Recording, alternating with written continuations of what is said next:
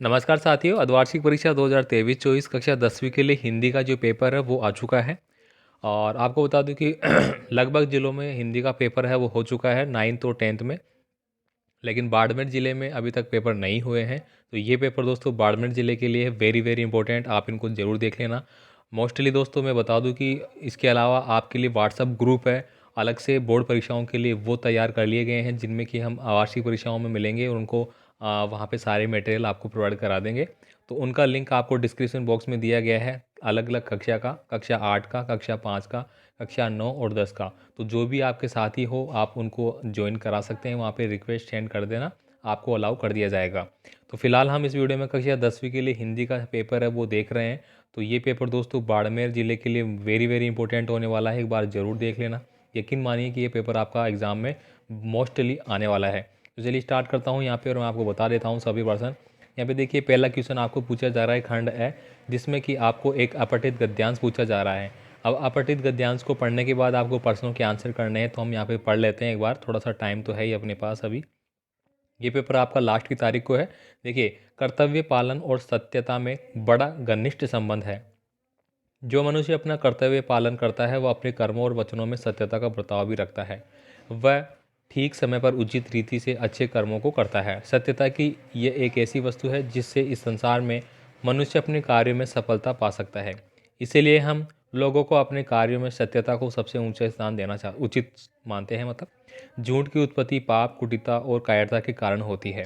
तो यहाँ पे ये पूरा पैराग्राफ पढ़ना है, जिसमें कि मोस्टली क्या बताया गया है, सत्य मार्ग बताया गया है। कौन सा मार्ग? सत्य मार्ग। अगर इसका मैं शीर्षक के बात करूँ, गद्यांश का उचित शीर्षक जो है, ठीक है, तो वो क्या है? सत्यता या फिर सदकर्म। ठीक है। इसके बाद देखिए यहाँ पे ये पूरा नीचे की लाइनें आप पढ़ लेना। यहाँ पे देखिए संसार में मनुष्य को सफलता दिलाने वाली वस्तु क्या है? तो इसका आंसर अभी अभी हमने पढ़ा था कि मनुष्य को सफलता दिलाने की जो वस्तु है वो क्या बन जाती है आपके यहाँ पे? सत्य कार्य। देखिए यहाँ पे आपको लिखा गया है सारा, इस संसार में मनुष्य अपने कार्यों में सफलता पा सकता है सत्यता से। ठीक है, इसलिए हम लोगों को अपने कार्यों में सत्यता ऊंचा रखते हैं। तो ये लाइनें आपको यहाँ पे मिल जाएंगी। बस आप कक्षा 10वीं में पढ़ते हैं तो थोड़ा सा आपको इसको मॉडिफाई करके लिखना पड़ेगा आंसर। यहाँ पे देखिए झूठ की उत्पत्ति किन ध्रुवणों से होती है? तो देखिए यहाँ पे लास्ट की लाइनों में लिखा गया है, झूठ की उत्पत्ति पाप, कुटिलता और कायरता के कारण होती है। यहाँ पे देखिए लोग झूठ बोलने के लिए किस बहाने का उपयोग करते हैं?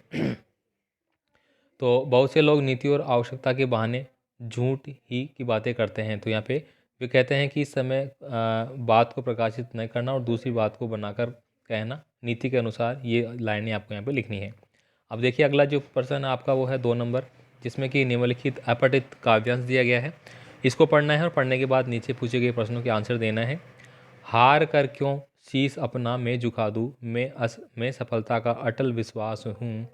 पाश क्षण भर रुक न पाएगी निराशा, मैं न धरती पर किसी का दास हूँ। झूठ आकर द्वार मेरे क्या करेगा, सत्य का आह्वान जिंदा है अभी। ठीक है, तो यहाँ पे अगर मैं कुल मिला के बात करूँ तो जो दोनों हैं आपके गद्यांश पद्यांश, वो दोनों लगभग एक जैसे ही हैं। निराश नहीं करना है, झूठ नहीं लेना है, मतलब निरंतर आपको सफलता की ओर बढ़ते रहना है। ठीक है। यहाँ पे देखिए कवि हार के सामने सिर क्यों नहीं झुकाना चाहता है? तो देखिए यहाँ पे पहली लाइनों में लिखा गया है कि हार कर क्यों शीश अपना मैं झुका दूँ, मैं सफलता का अटल विश्वासी हूँ। तो मैं पहले ही हार क्यों मान लूँ? मुझे तो सफलता पसंद है, मैं नहीं मान सकता कि मेरी हार हो सकती है, इसलिए मैं अपना शीश नहीं झुका सकता, ये यहाँ पे वो कहना चाहता है। नेक्स्ट प्रश्न देखिए यहाँ पे अगला है आपका, कवि मृत्यु से भयभीत क्यों नहीं है? तो वो भी आपको देखिए जो पद्यांश दिया गया है उसमें आपको देख लेने इन सारे प्रश्नों का आंसर। सिर शब्द का समानार्थी शब्द पद्यांश में क्या प्रयुक्त हुआ है? तो पद्यांश के हिसाब से आप बताएंगे सिर का समानार्थी, मतलब एक प्रकार से आपको पर्यायवाची शब्द पूछा गया है सिर का। ठीक है, तो सिर का क्या लिया गया है भाई? पहली लाइन में हमने पढ़ा था शीश। ठीक है, मतलब मैं शीश नहीं झुका सकता है ना। सत्य का आह्वान से कवि का क्या आशय है? तो ये आप बताना। अगला देखिए यहाँ पे खंड ब आपको पूछा गया है, निम्न में से किसी एक विषय पर आपको निबंध लिखना है और कितने शब्दों में लिखना है भाई? 300 शब्दों में लिखना है। तो आप लिख सकते हैं शिक्षा में खेलकूद का महत्व। यहाँ पे कुछ पॉइंट आपको दिए गए हैं, इनको आपको इंडिकेट करते हुए लिखना पड़ेगा। ठीक है, ये सारी चीज़ें आपको।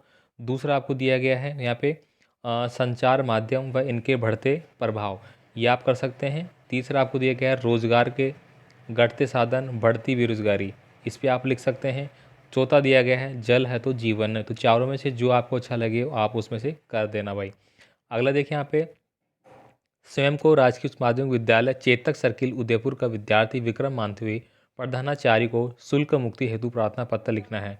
तो बहुत इजी वाला ये एप्लीकेशन पूछा गया है। शुल्क मुक्ति का याद कर लेना, टीसी का याद कर लेना, ठीक है, ये 2-3 याद कर लेना आप, जो बेसिकली पूछे जाते हैं सभी कक्षाओं में। अगला जो दिया गया अथवा में आप बाल भारती शिक्षा विद्यापीठ सरदारपुर के छात्र रविंदर सिंह है और विद्यालय में भौतिक सुविधाओं की कमी का उल्लेख करते हुए उनकी पूर्ति प्रधानाचार्य को पत्र लिखकर आपको करनी है। तो ये आपको बता देना है भाई। देखिए, हिंदी की पुस्तकों की प्रदर्शनी में आदि मूल्य पर बिक्री मतलब एक विज्ञापन। विज्ञापन तो आपको याद कर लेना भाई, विज्ञापन कैसे लिखा जाता है ये तो आएगा ही आएगा। इसके बाद देखिए 2 विज्ञापनों में से कोई एक आपको लिखना पड़ेगा जो यहाँ पे दिए गए हैं। अब देखिए यहाँ पे खंड 6 है जिसमें कि एक आपको सह-प्रसंग व्याख्या वाला गद्यांश दिया गया है। इसकी आपको सह-प्रसंग व्याख्या करनी है। पिता के ठीक विपरीत ही थी हमारी बेपड़ी लिखी माँ। धरती से कुछ ज़्यादा ही धैर्य और शक्ति की शायद उनमें। पिताजी की हर ज़्यादती को अपना प्राय और बच्चों की हर उचित अनुचित फरमाइश और जिद को अपना अपना फ़र्ज समझकर बड़े सहज भाव से स्वीकार करती थी। तो यहाँ पे कुल मिला के इस पार्ट में जो अपनी माता है, माँ है, उसका एक स्वभाव है वो बताया गया है कि माताएं कैसी होती है, हर चीज़ को सह जाती है इस प्रकार से, ठीक है। तो इसका भावार्थ आपको लिखना है। अथवा में दूसरा दिया गया है, हालदार साहब को यह सब कुछ बड़ा विचित्र और कौतुक भरा लग रहा था, ठीक है। तो यहाँ पे 2 दिए गए, दोनों में से आपको जो उचित लगे आप कर लेना भाई। अच्छा, नेक्स्ट चलते हैं अगले पेपर पे। आगे की लाइनें आपको यहाँ पे मिल जाती है उसकी, ठीक है, गद्यांश की जिसकी आपको सप्रसंग व्याख्या करनी है। नेक्स्ट देखिए यहाँ पे अगला है पद्यांश, उसकी सप्रसंग व्याख्या करनी है। तो 2 दिए गए हैं, दोनों में से आप कोई सा भी कर सकते हैं। तो ये आप अपने हिसाब से कर लेना भाई ये चीज़ें। तो अब देखिए यहाँ पे अगला है खंड द, इसमें कुछ आपके निबंधा सॉरी व्याकरण से रिलेटेड प्रश्न हो जाएंगे, ये आपको देखना है। देखिए, पुस्तक शब्द किस संज्ञा का उदाहरण है। देखिए पुस्तक दिया गया है, तो पुस्तक देखिए क्या होगा, पुस्तक की बात कर रहे हैं अपन, तो पुस्तक किसी अपन ने नाम नहीं लिया कि रामायण की पुस्तक, महाभारत की पुस्तक, सामाजिक की पुस्तक, गणित की पुस्तक, ऐसा नाम नहीं लिया। तो अगर आपने किसी व्यक्तिगत इंडिकेट नाम नहीं लिया है तो इसका मतलब वो क्या है, आपकी जातिवाचक शब्द हो रहेगा, ठीक है। चलिए आगे बात करता हूँ। निम्न में से कौन सा प्रश्नवाचक सर्वनाम है। प्रश्नवाचक सर्वनाम की बात करी गई है। देखिए यहाँ पे दिए गए कौन, कोई, यह, कुछ। अब सर्वनाम आपने पढ़ा है 6 प्रकार के सर्वनाम हैं अलग अलग, जिसमें कि आपने पढ़ रखे हैं, तो उस हिसाब से आप आंसर दे देंगे इसका। नेक्स्ट देखिए, साना साना हाथ जोड़ी। तो देखिए पाठ में किस शहर के सौंदर्य का वर्णन है वो यहाँ पे किया गया है। तो यहाँ पे अगरतला, गंगटोई, गुवाहाटी, महाबलेश्वर। तो आपको बताना है भाई मैं क्यों लिखता हूँ, पाठ के लेखक कौन है, ये आपको करना है। देखिए अगर मैं आपको बता दूं कि आपको अच्छे से परीक्षाओं में पास होना है, बोर्ड के लिए बता दूं मैं, तो आपको देखिए एग्जामिनेशन आईडी बुक है वो आपको ले लेनी है, ठीक है। इसके अलावा जो आपकी ट्यूशन बैंक वगैरह आई हुई है वो आपको लेना है। आपको मुश्किल से 1000 रुपये या 1500 रुपये खर्च करने होंगे कक्षा 10वीं के छात्रों के लिए, जिसमें कि आपको सभी चीज़ें मिल जाएंगी, ठीक है। तो वो आपको अगर नहीं ले सकते तो कोई बात नहीं है, वो आपको मैं प्रोवाइड करा दूंगा हमारे चैनल पे, ठीक है। बहुत जल्द ही आपको सारी चीज़ें व्यवस्थित मिल जाएंगी, ठीक है। तो आपसे रिक्वेस्ट यही है कि जो मैंने व्हाट्सअप ग्रुप जनरेट किया है उस पर आप ज़रूर ज्वाइन कर लेना। बाकी आपका कोई कमेंट है तो आप कमेंट भी छोड़ देना, ठीक है। मिलते हैं आगे के प्रश्नों के साथ। यहाँ पे देखिए आगे का प्रश्न है, रिक्त स्थानों की पूर्ति करनी। यहाँ पे अत्यधिक शब्द में उपसर्ग लगा हुआ है, तो इसमें कौन सा लगा गया है भाई, अति उपसर्ग लगा गया है, ठीक है। यहाँ पे देखिए जब 2 समान स्वर मिलकर दीर्घ हो जाते हैं तो वह कौन सी संधि बन जाती है। तो ये बताना है, 2 समान स्वर बनकर दीर्घ स्वर की बात करी गई है तो वो कौन सी बन जाएगी, आपकी दीर्घ संधि बन जाएगी या फिर वर्धी संधि बन जाएगी। प्रतिदिन और यथाशक्ति में जो समास है वो कौन सा हो जाएगा, तो इसमें हो जाएगा हमारा अवयवी समास, ठीक है। अवयवी समास लिख लेना है। यहाँ पे देखिए सकर्मक क्रिया की परिभाषा आपको लिखनी है। चलिए आगे के प्रश्नों को देखते हैं। अगला देखिए यहाँ पे आंख फेर लेना मुहावरे का जो अर्थ है वो आपको बताना पड़ेगा। संबंध बोधक अव्यय किसे कहते हैं।